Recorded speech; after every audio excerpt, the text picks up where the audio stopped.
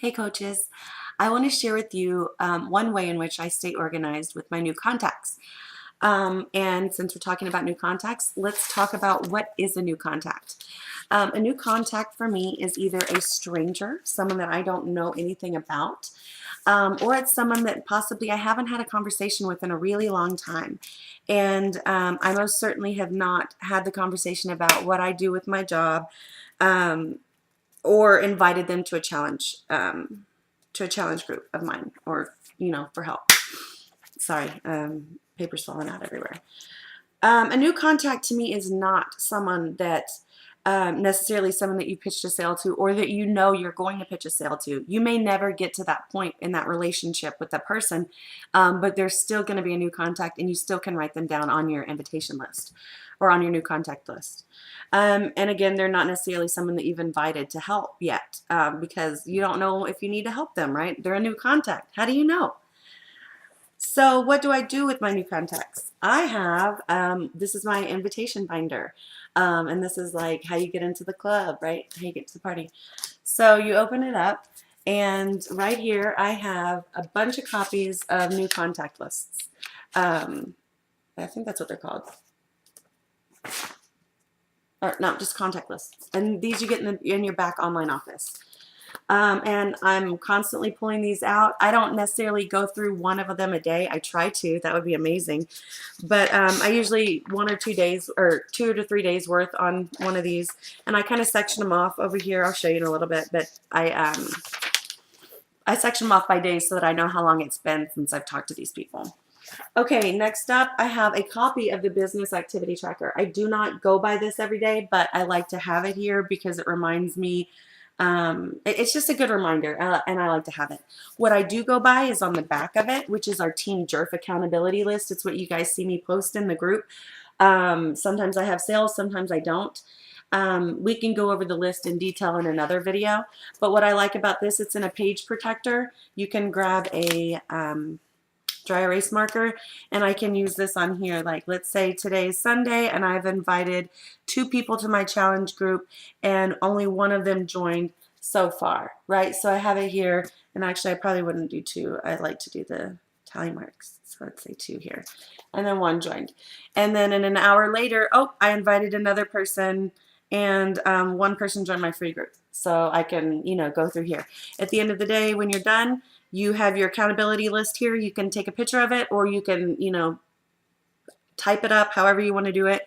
And then you go through with a marker or your finger, like me, and you erase it, and you're done, ready for the next day. So, contacts. What I do when I have a new contact is I put them on the contact list. Makes sense, right? I do use this one, though. It's really important. I'll put on there, if I think that, right here, if you can see, I'll put their name right under their name where it says email, phone number. I don't usually get people's emails and phone numbers, oops, sorry, because I use so much of Facebook. It's mostly Facebook messaging, or if it's Instagram, though, but that's where I put where I found the contact. If they're a mutual friend of someone's, I put that here. If I found them on Instagram, I put them there. And then I will also put either under their name or within the first couple blocks, or whenever I figure it out. In parentheses, I'll put if they're a coach lead, and I make sure to always note that, whether or not I think they're going to be a great coach. And let's see. Here's just an example of my contact. This is a contact that I just got today, or last night. Yes, actually, I got 2 of them. This one, she said, was a friend request. She sent me a friend request. She's a mutual friend with someone that's not related to Beachbody at all, someone from my church. And I send her a welcome email, which is what I do for each one of my new contacts. If you don't reach out and connect with them, then it's not a new contact. If they send you a friend request and you just add them and that's it, that's where it stops, that's not a new contact. And I made that mistake a lot in the first part of my business. I now just send out a very quick email. I don't have a copy paste for it because it's just so quick. Say, hey, my name's Tila. Thank you so much for sending me a friend request. I look forward to getting to know you more. If you have any questions, please let me know. Leave it at that, short, sweet, to the point, right? It's non-threatening, and you wouldn't believe the amount of responses that I get from that. rather than, hi, I'm a Beachbody coach and da da da da. No, like they didn't ask for all that. They're getting to know you. You know, who vomits all of their personal information on other people when they're just starting to get to know someone for the first time, you know? So you don't have to do that. Let's see here. Things that I do for my contact list. When I've sold a challenge pack or when I've sold something, I will go through and highlight it like on here. Let's see, this is a person who's really interested in PiYo. I need to reconnect with her. I talked with her July 17th and she wasn't, I don't know, I need to reconnect with her.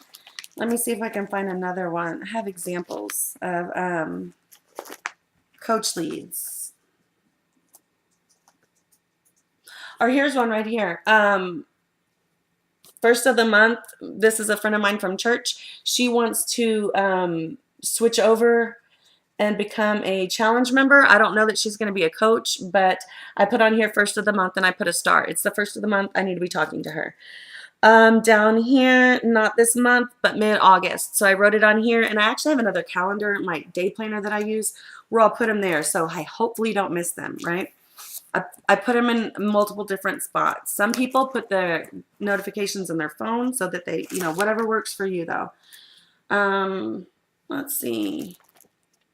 And then if they're a coach lead, I'm trying to find where I have one of my coach leads here. But I do notate that as well because it's important to stay up with your coach leads. Yeah, here's one.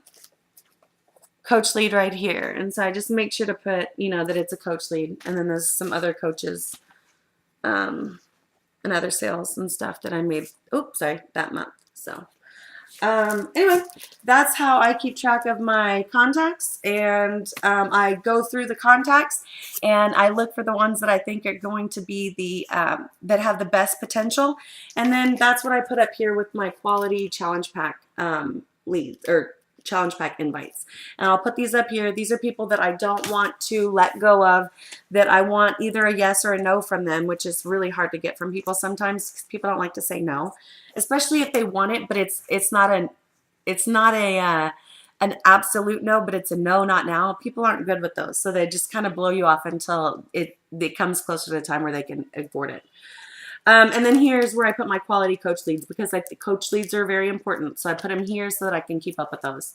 Anyway, I hope that this helped you. If you guys have any more questions, just let me know and I will be happy to help you.